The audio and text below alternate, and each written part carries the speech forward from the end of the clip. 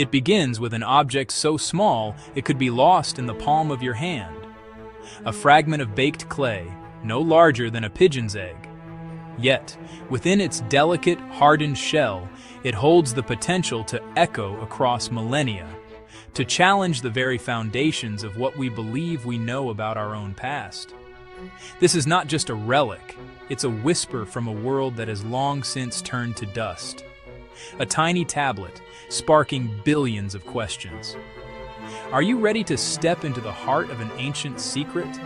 Our story begins not in a sterile museum hall, but under the blistering sun of Mesopotamia, the cradle of civilization.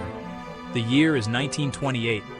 The world is caught between the roaring 20s and the looming shadow of the Great Depression.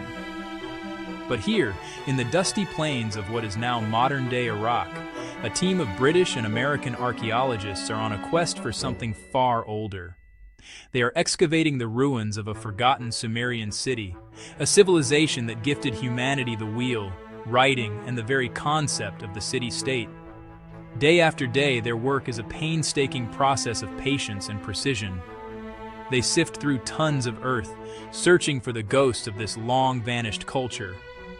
And then, one sweltering afternoon, a worker's brush reveals something. It's not a grand statue or a golden treasure.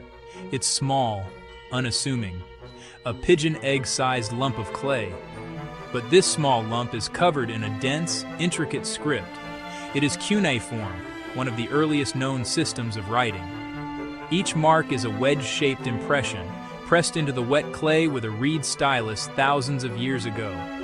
To the untrained eye, it's a beautiful but indecipherable pattern. To the archaeologists, it is a voice from the past.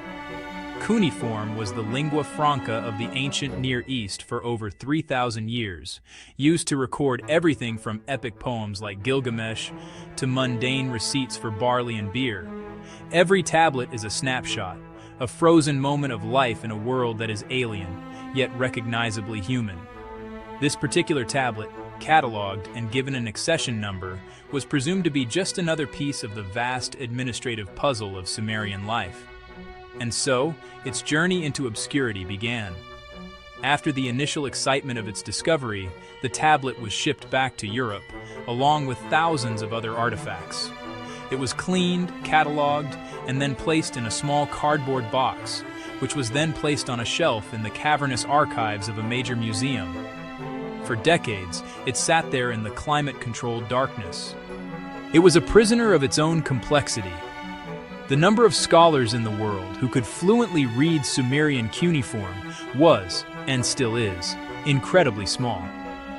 The tablet was unreadable to all but a handful of specialists, and those specialists had mountains of more prominent, seemingly more important texts to decipher. It was just one of thousands of miscellaneous administrative documents, waiting for a turn that might never come. It was a message in a bottle that had washed ashore, only to be placed on a shelf, unread. Decades turned into half a century. The world changed. Wars were fought. Empires rose and fell, and humanity reached for the moon. The little tablet slept. Then, in the early 2000s, a renewed institutional effort to digitize and re-examine archived collections brought it back into the light. A young postdoctoral researcher, armed with new digital imaging tools and a fresh perspective, was assigned a batch of unglamorous administrative texts, and among them was our tablet. At first, the translation proceeded as expected. It contained familiar Sumerian grammatical structures and vocabulary. But as the researcher pieced together the fragmented sentences, a sense of unease began to grow. The content wasn't matching the standard format of a legal or economic record. Something was different.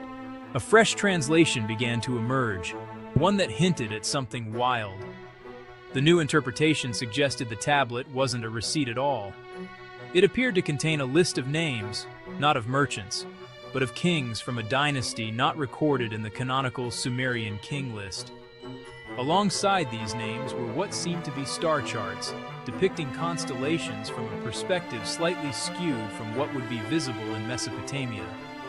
And most tantalizingly, there were descriptions of geographical landmarks, a coastline, a mountain range, a river delta, that did not correspond to any known location in the ancient world. It was a map of a place that shouldn't exist. The text seemed to describe a journey, an account that simply doesn't fit our established timeline of exploration and discovery. It was as if we had found a Roman-era document describing the continent of Australia. It was an anomaly, an out-of-place artifact not made of metal, but of information itself. This radical new interpretation, as you can imagine, was not met with universal acclaim. The academic world is built on peer review, rigorous evidence, and a healthy dose of skepticism. The established mainstream view quickly pushed back. Senior Assyriologists, scholars who have dedicated their lives to the field, offered a more sober and, to them, far more plausible explanation. They argue that the new translation is a product of wishful thinking, of seeing patterns where none exist. They contend that the tablet is exactly what it was first assumed to be, a mundane legal or administrative record. The supposed king names are likely just the names of ordinary individuals involved in a transaction: a farmer, a scribe, a witness. The star charts are probably religious symbols or ownership marks common on such documents. And the map? A simple misunderstanding of ambiguous terms. They argue that the Sumerian language is ancient and full of words with multiple context-dependent meanings. A word that a hopeful researcher might translate as distant shore could, and more likely does, mean neighboring field. But the alternative interpretation, once unleashed, is difficult to contain. It speaks to a deep human desire for mystery and for a past that is grander and more surprising than the history books tell us. The debate rages on in academic journals and online forums. On one side, the pragmatists. On the other, those who dare to whisper of possibilities. They ask, what if it's not a receipt? What if it's the sole surviving record of a lost voyage, a Sumerian expedition that sailed beyond the known world, thousands of years before the age of discovery? What if these are the names of forgotten kings from a colony that rose and fell, leaving no other trace? The tablet becomes a canvas onto which we project our fascination with the unknown. It represents the tantalizing possibility that our ancestors were more advanced, more daring, and their world far larger than we have ever imagined. As the controversy grew, the tablet's status changed. It was no longer just another piece of pottery. It was now a focal point of debate, a minor celebrity in the world of archaeology. Museums, cautious institutions by nature, reacted. The tablet was moved from the quiet archives to a public high-security display. Today, it sits locked behind thick glass, under carefully controlled lighting and humidity. The official label is conservative, describing it as a Sumerian administrative text, giving no hint of the storm of controversy it has created. It is protected not just from the elements, but from the passions it ignites. It has become too famous, too contentious, to be handled by anyone but a select few. Its potential meaning has made it both priceless and untouchable. But the story doesn't end there. While the debate between historians and linguists may be at an impasse, technology offers a new way forward. The tablet is now being subjected to a battery of non-invasive analytical techniques that would have been science fiction to its discoverers. High-resolution 3D laser scanning creates a perfect digital model, allowing scholars anywhere in the world to examine it in microscopic detail, to manipulate the lighting, and to see every nuance of the scribe's hand. Multispectral imaging can reveal details invisible to the naked eye, potentially uncovering faded pigments or variations in the clay. Even chemical analysis of the clay itself is being performed, which could help determine its precise origin, perhaps confirming or refuting the idea that it was made in a land far from Sumer. Technology is providing a new set of tools, not to end the debate, but to enrich it with new, objective data. Ultimately, the importance of this small clay tablet lies not in what it definitively says, but in the conversation it forces us to have. Every artifact, from the grandest pyramid to the humblest potsherd, is a piece of a colossal jigsaw puzzle, and we are missing most of the pieces. The debate over this tablet matters because it reminds us that history is not a static, settled story written in stone. It is a living, breathing narrative that is constantly being revised, reinterpreted, and reshaped by each new discovery and each new generation. It challenges us to question our assumptions, to acknowledge the vastness of our own ignorance, and to appreciate the fragility of the historical record.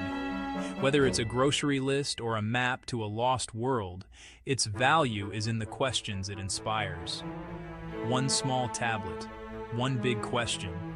It forces us to confront the most profound mystery of all. The past is a foreign country, and we are only just beginning to learn its language. For every tablet we find and translate, how many thousands were lost to time, to floods, to fires, to indifference? How many epics are we missing? How many scientific breakthroughs? How many philosophical treatises? How many maps of forgotten lands have crumbled to dust, leaving no trace? The story of this one enigmatic tablet is the story of all of them. It is a testament to what we have found, but also a haunting reminder of how much of our own story we are still, and may forever be, missing.